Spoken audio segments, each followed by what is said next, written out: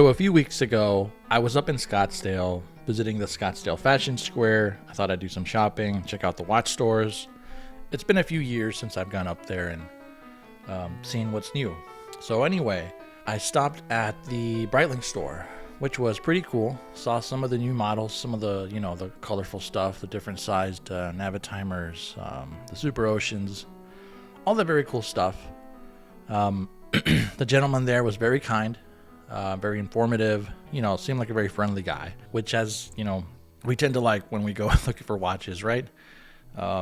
It's nice that we find folks that, are passionate about the brand, passionate about the products and enthusiasts themselves.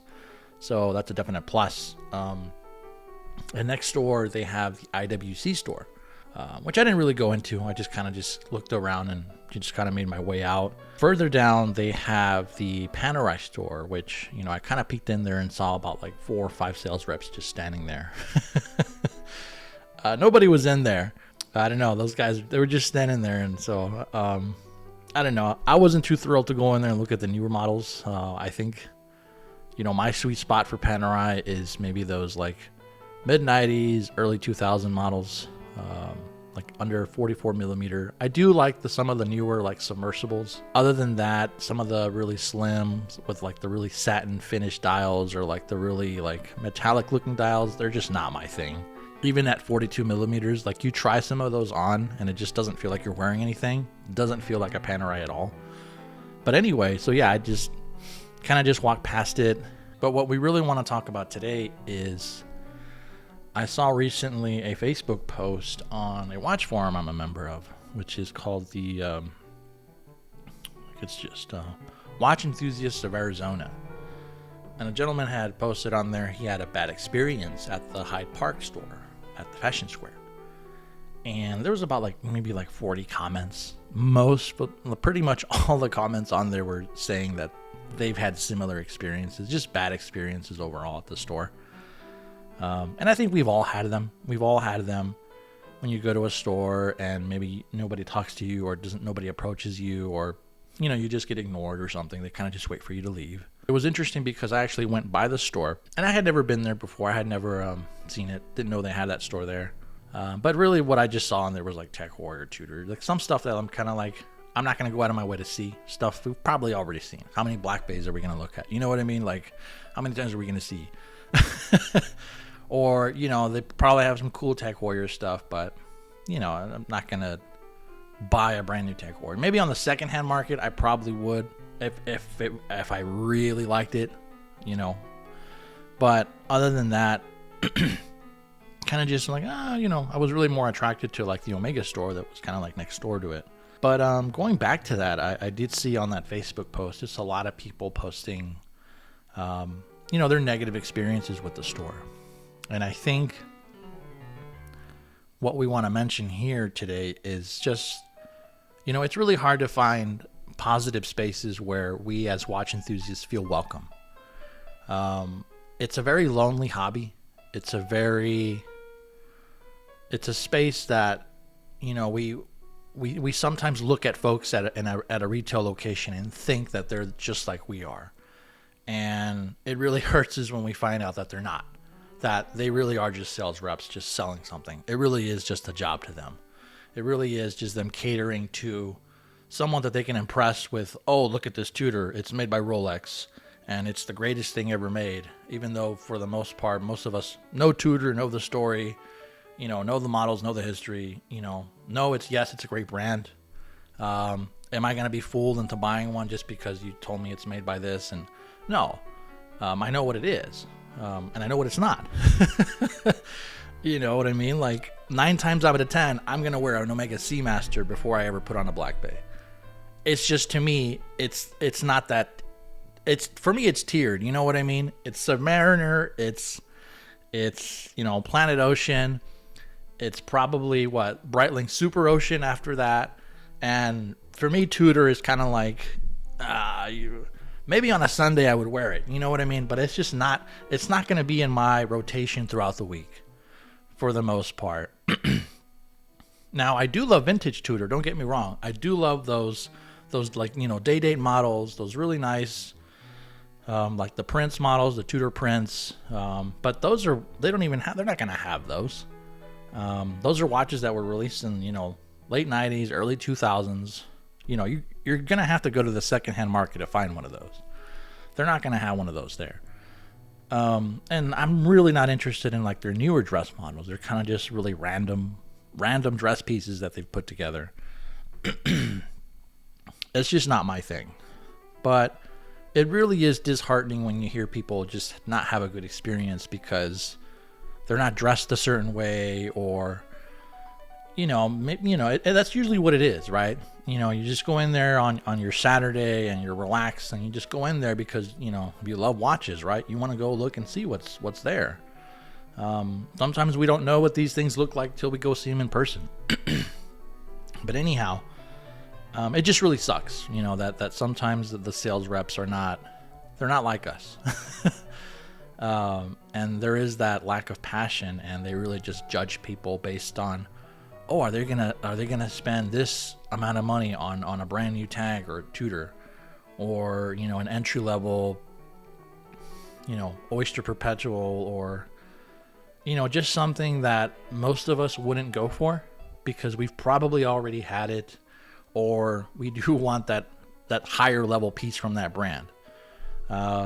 It's like buying a Mercedes and buying like the entry level C-Class, the smallest one you can get. I think they have one that's like, or like the BMW, where it's like the BMW i something, and it's like this tiny little electric car. And it's like, imagine going to the BMW dealership and they're just like, oh, look at how great this thing is. And they're just trying to sell this piece of little thing that they wouldn't even drive, right? But they think you should have it because they just assume that you don't know anything about the product. And that's what I think they cater to. I think stores like that cater to people who just got some money, or are looking to buy a gift, an expensive watch for somebody, or like the novice collector, right? That are just gonna go in there and buy it because I have to get it from an AD because it's gonna have the box and all the paperwork, and when I sell it, I'm gonna have everything. I'm gonna have a full set. And I don't know, that's just the trend, right? Well, because when I sell it, I want to make sure I have everything. Not everybody's going to sell the watch. Not everybody buys things to sell them. But yeah, I do think they cater to, the random guy that's going to walk in there and say, I have some money and I want to buy an expensive watch. And they're more than happy to sell you that Tag Heuer Carrera or CA, or, you know what I mean? Like, I don't know, maybe an $800 Tissot PRX. But anyhow, it really just, it gets old hearing the stories, right? Where we just don't have spaces where we feel welcome or we feel appreciated. And I think that's why there's so many of these clubs, these red bar clubs, where watch collectors get together and share their watches. And that's why there's such a boom on the secondhand market, on online forums, and, people selling on Instagram, individual vintage or modern watch shops that just pop up, and it's just people selling and people making connections and people building relationships with each other.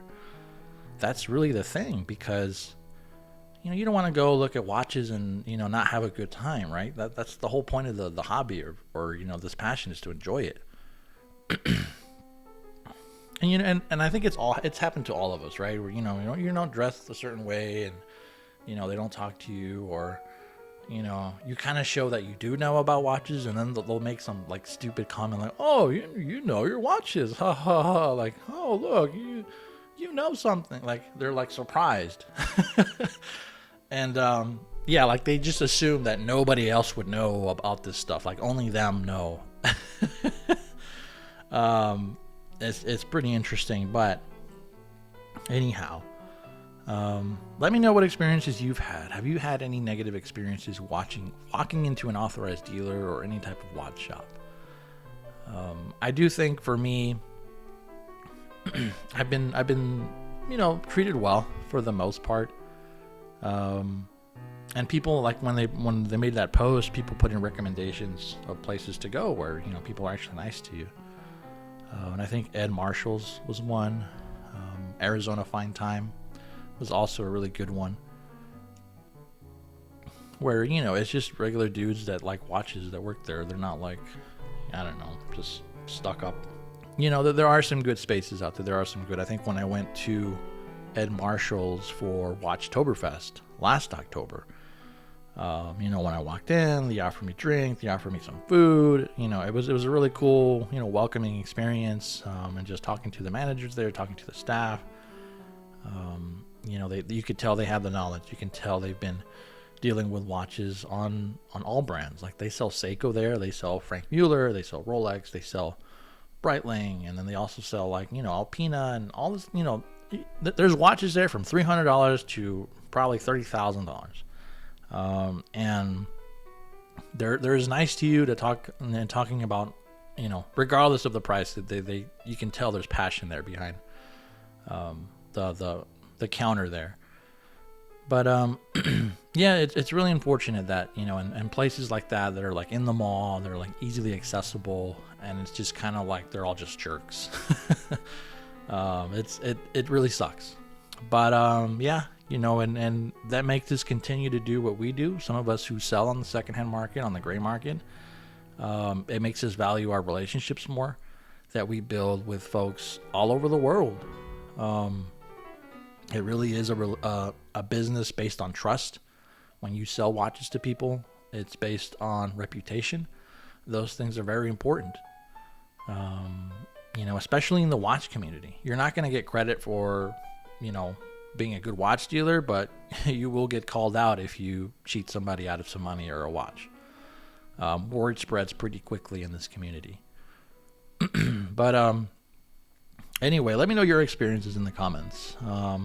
What have you had to deal with and going and whether you were just looking or whether you really were just looking to purchase a watch from an authorized dealer.